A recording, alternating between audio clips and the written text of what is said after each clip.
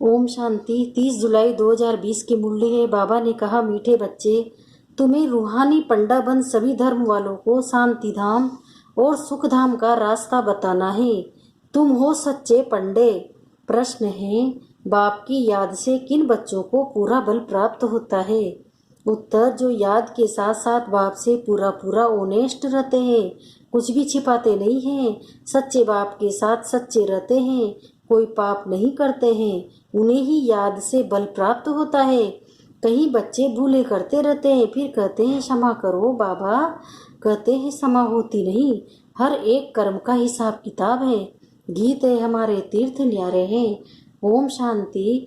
बच्चों ने ये गीत सुना। बच्चों ने के नॉलेज की पॉइंट्स देखने के लिए कि कैसे अर्थ करते हैं, तो ऐसे ऐसे गीत निकाल फिर एक एक के एक से अर्थ कराना चाहिए, क्योंकि इन गीतों को भी करेक्ट किया जाता है ना। बाबा ने समझाया है, कई ऐसे अच्छे गीत जो कभी कोई फिक्रात में बैठा हो तो ये गीत खुशी में लाने में बहुत मदद करेंगे। ये बहुत काम की चीज है। गीत सुनने से झट स्मृति आ जाएगी। तुम बच्चे जानते हो, बरोबर हम इस धरती के लक्की स्टार्स हैं। हमारे तीर्थ भक्ति मार्ग वालों से बिल्कुल न्यारे हैं।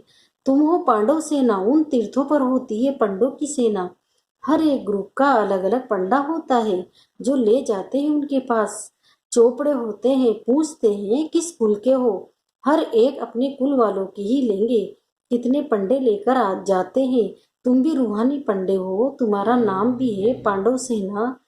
पांडवों की राजधानी नहीं है, पांडव पंडे को कहा जाता है। बाप भी बेहद का पंडा। गाइड को पंडा पंडा कहेंगे। पंडे ले जाते हैं तीर्थों पर। पुजारी लोग जानते हैं ये पंडे यात्रियों को ले आए हैं। ज्ञान मार्ग में भी तुम पंडे बनते हो, इसमें कहाँ ले जाने की बात नहीं। घर बैठे बैठे भी तुम किसी को रास्ता बताते हो, फिर जिसको बताते हो वो भी पंडा बन जाते हैं। एक दो को रास्ता बताना है। मन बनाओ, तुम्हारे में भी बहुत होंगे जिन्होंने तीर्थ किए होंगे। बुद्धि में आता होगा बद्रीनाथ अमरनाथ कैसे जाना होता है। पंडे लोग भी जानते हैं। तुम हो रूहानी पंडे। ये तुम भूलो मत कि हम पुरुषोत्तम संगम युग है। तुम बच्चों को एक ही बात बुद्धि में है कि हम मुक्ति जीवन मुक्ति के पंडे हैं। ऐसे नहीं स्वर्ग के कोई पंडे हैं, मुक्ति के अलग हैं। तुमको ये निश्चय है हम मुक्ति धाम में जाकर फिर नई दुनिया में आएंगे। तुम नंबरवार पुरुषार्थ अनुसार पंडे हो। पंडे भी अनेक प्रकार के होते हैं। तुम फर्स्ट क्लास पंडे हो। सबको पवित्रता का ही रास्ता बताते हो। सबको पवित्र रहना है, दृष्टि बदल जाती है। तुमने प्रतिज्ञा की है कि हम सिवाय एक के और कोई को याद नहीं करेंगे। बाबा, हम आपको ही याद करेंगे।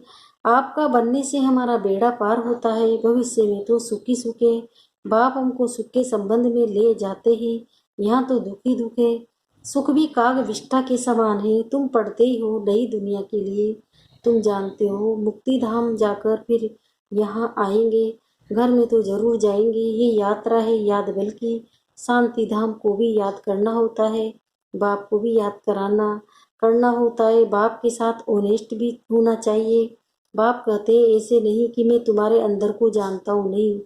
तुम जो एक्ट करते हो उस पर बाबा समझाते हैं, पुरुषार्थ कराते हैं।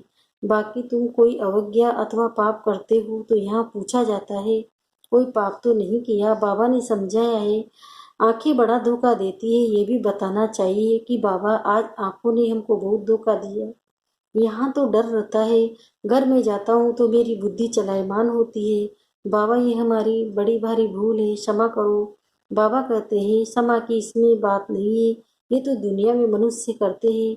कोई ने चमाट मारी, अच्छा माफी मांगी, काम खलास। ऐसे माफी मांगने से देरी थोड़ी ही लगती है। बुरे कर्म करते रहो और कह दो आई एम सॉरी, ऐसे थोड़े ही चल सकता है। हम तो सब जमा ये तो सब जमा हो जाता है। कोई भी उल्टा सुल्टा कर्म करते हो जमा होता है, जिसका अच्छा बुरा फल दूसरे जन्म में मिलता जरूर है। क्षमा की बात नहीं, जो जैसा करते हैं ऐसा पाते हैं। बाबा बार बार समझाते हैं। एक तो कहते हैं काम महाशत्रु है, ये तुमको आदि मध्य अंत दुख देते हैं। बाबा को कहते हैं पतित पावन, पतित विकार में जाने वाले को ही कहा जाता है। यहाँ बाप समझाते हैं यहाँ से फिर बाहर में जाते हो तब इतनी परहेज में नहीं रह सकते तो फिर ऊंच पद भी पा सकेंगे। बाबा समाचार तो सुनते हैं ना। यहाँ तो बहुत अच्छा अच्छा करते हैं, फिर बाहर में जाने से धारणा नहीं रहती। सतयुग में तो विकार की बातें होती नहीं है। अभी तो भारत का ये हाल है। वहाँ तो बड़े बड़े महलों में रहते अथाह सुख है।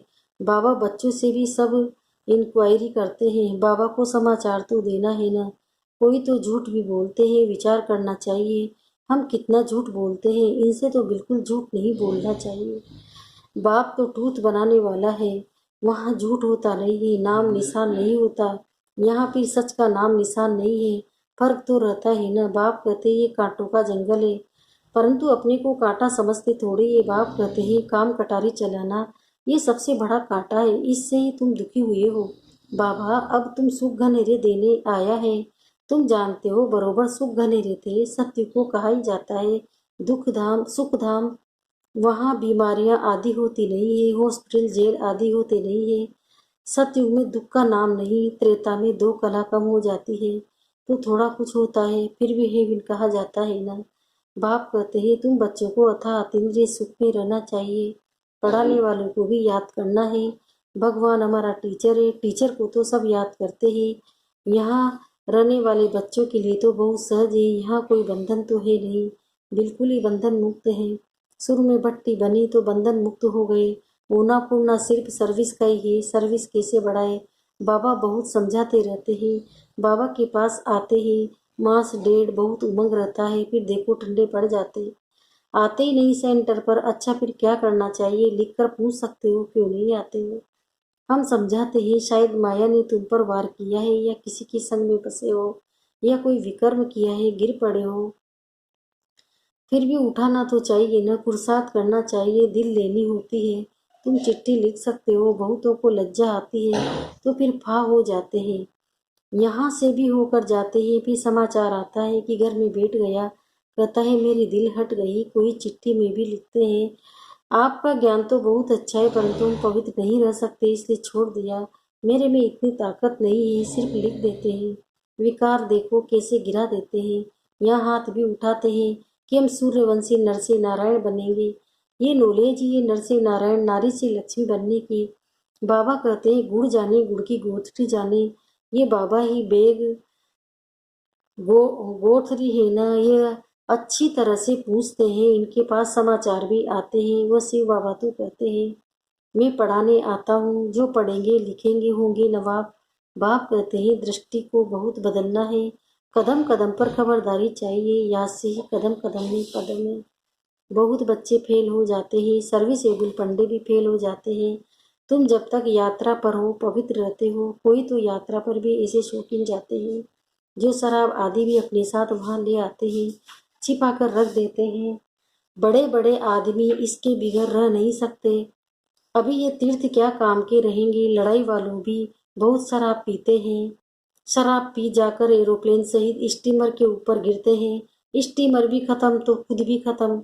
अभी तुमको मिलता है ज्ञान अमृत, बाकी याद की मुख्य बात, जिससे ही तुम 21 जन्म के लिए एवर वेल्दी बनते हो। बाबा ने कहा था ये भी लिख दो, 21 जन्म के लिए एवर हेल्दी वेल्दी कैसे बन सकते हो, आकर समझो। भारतवासी जानते हैं बरोबर। भारत में बड़ी आयु थी। स्वर्ग में कभी कोई बीमार नहीं होते। स्वर्ग में देवी देवताओं की आयु 150 वर्ष की थी। 16 कला संपूर्ण थे। कहते हैं ये कैसे हो सकता, बोलो। वहाँ 5,005 विकार होते ही नहीं। वहाँ भी अगर ये विकार होते तो फिर राम राज्य कैसे होता। देवताएं जब वाम मार्ग में जाते हैं, वो भी चित्र तुमने देखे हैं, बड़े गंदे चित्र होते हैं। ये बाबा कहते हैं हमने जो देखा है वो बतलाते हैं। शिव बाबा कहते हैं मैं तो सिर्फ नॉलेज देता हूँ। शिव बाबा ज्ञान की बातें सुनाते हैं, ये अपने अनुभव की बातें सुनाते रहते दो ना।